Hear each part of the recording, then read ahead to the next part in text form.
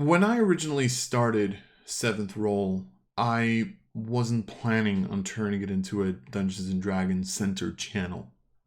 Um, I was actually planning on running systems like Dread, Savage Worlds, 7th Sea, a little bit systems that were kind of out there. I was gonna probably run 5th edition. It's the system that I've spent the last 6 or 7 years of my life getting better at and learning and becoming just, I would say, halfway decent as a DM at.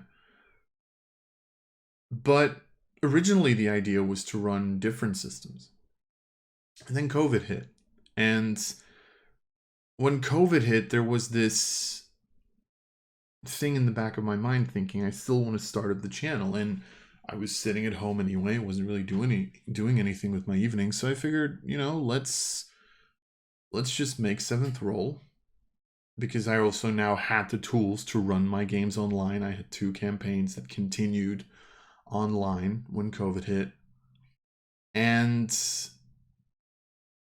well, I figured I might as well try to set up some sort of recording and just run Dungeons and Dragons for the channel.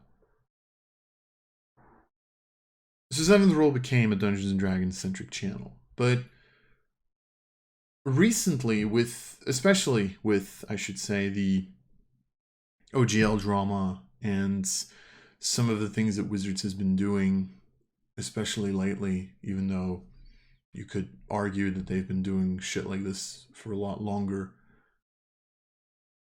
there's always been this little bit in the back of my mind. Do I really want to stick to 5th edition? Now, if you've seen my OGL video or my thoughts on the OGL, that video specifically, then you possibly know that I'm not happy with 5th edition. I also made a video talking about how I think 1D&D is boring, how it's lackluster. It's not making me want to buy anything new from Wizards.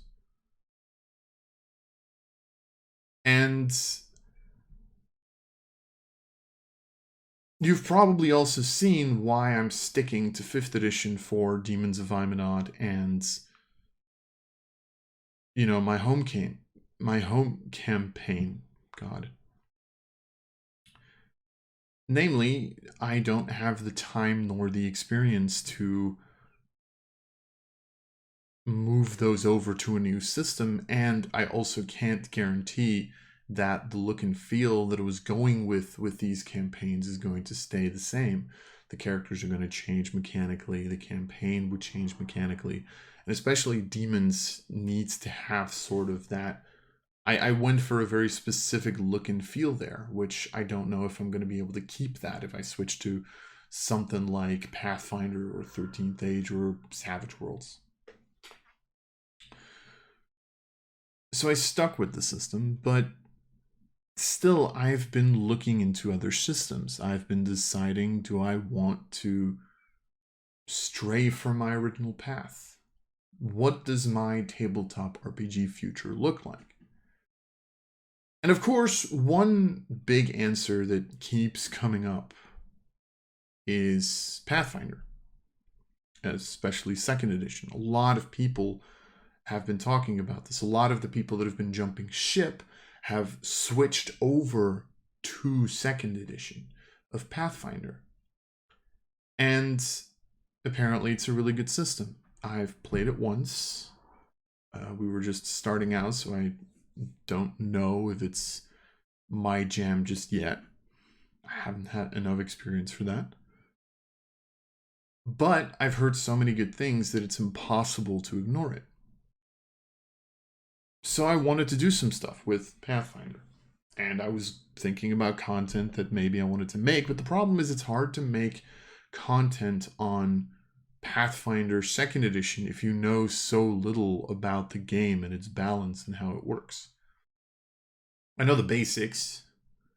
I know the 3 action system. I know that spell slots are similar. I know a little bit of how like wizards and fighters work, but I've played level 1 and 2, So here's the thing, I don't know enough about the system. But then why should that stop me from making content? So I had this idea. What if I just make a character in Pathfinder 2nd Edition? It would be my second character ever that I would build for the system. And it is a way to kind of learn about the system. You're going to touch upon specific rules in the book automatically. If you go through it, it allows you to kind of learn how building the characters work. You learn a little bit about the feats that are in there. Maybe you learn a little bit about the basic balance. And you learn a little bit about the ideas. Right, cool. Let's make a character. Let's make a Pathfinder 2nd Edition character. But what? What am I making? That was a question that I wasn't sure on. So I decided, why not just solve this problem the same way that we solve any problem in a tabletop role-playing game? You roll for it. So this is what we got to. I want to build a character for Pathfinder 2nd Edition. Since this is my second character ever, let's not make it too difficult. I'm going to stick to this, aka the, don't know if you can see it, but the core Pathfinder rulebook. I'm pretty sure I have like sort of an original printing. I actually don't know if I have an original printing.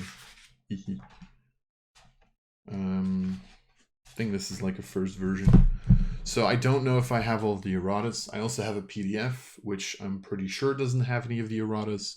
So if I miss the erratas, I'm sorry about that.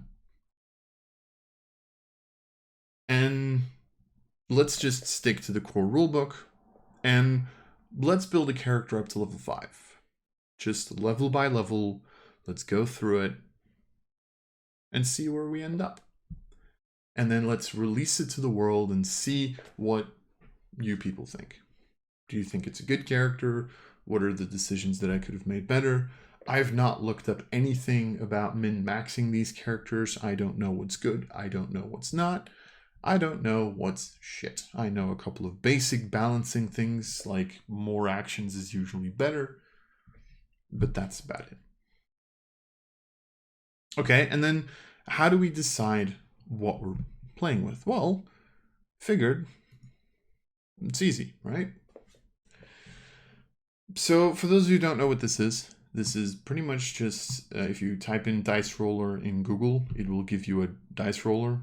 My Chrome is apparently set to Dutch, which is why it says dobbelsteenkoeien instead of roll dice, because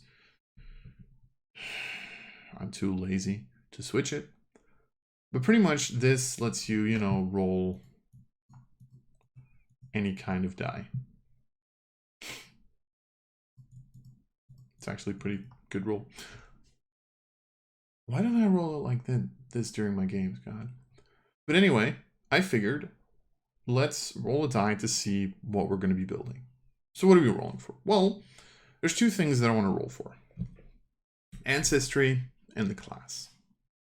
Now, since we're sticking to the core rulebook, there are 6 ancestries: dwarf, elf, gnome, goblin, halfling, and human. So, easy enough, we roll a d6 for that, right? I also specifically set the order because that means dwarf is 1, elf is 2, gnome is 3, and so on and so forth. You get it, right? So, we are going to be playing 2, which is an elf. Okay. My first character was a goblin, so nice. We're going to be playing an elf. All right, cool. Then we can actually do the same thing for the classes. And for this one, I'm actually going to open up my book because it's easier for me.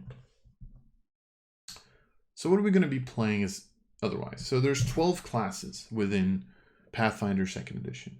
Alchemist, Barbarian, Bard, Champion, Cleric, Druid, Fighter, Monk, Ranger, Rogue, Sorcerer, Wizard. So pretty much Paladin is renamed to Champion, and Warlock has been replaced with Alchemist. Easy enough, right? So we're going to roll a d12, and that is going to determine what class we will be playing. Now, I want to make one small addendum here. As I've mentioned, this is my second time building a character. So I am going to be re-rolling ones for the d12. The reason for that is very simple. My first character was an alchemist, and alchemist gets represented by a 1 here. So I figured maybe it's a good idea to not necessarily play or build the same class, especially since I've already been looking through that class's features. So we're going to re-roll one. So we're not going to be playing an alchemist. Maybe I'll rebuild one later down the line once I have a little bit more experience. But anyway. 12. Wizard. That seems like a horrible idea. So, no. That seems like a horrible idea. All right. That's great. I don't know if Wizard is the hardest class in Pathfinder, but anyway. All right. So, that's it for the rolling. I think that's all for rules. So, to reiterate, we're going to be playing building, I should say, an Elven Wizard. We're going to be building that character from level 1 to level 5, only using the original printing of the core rulebook. So there's probably erratas and stuff, which I'll learn later down the line. Plus, technically in November, we're getting a new book anyway, so who cares, right? All right, so let's get to that.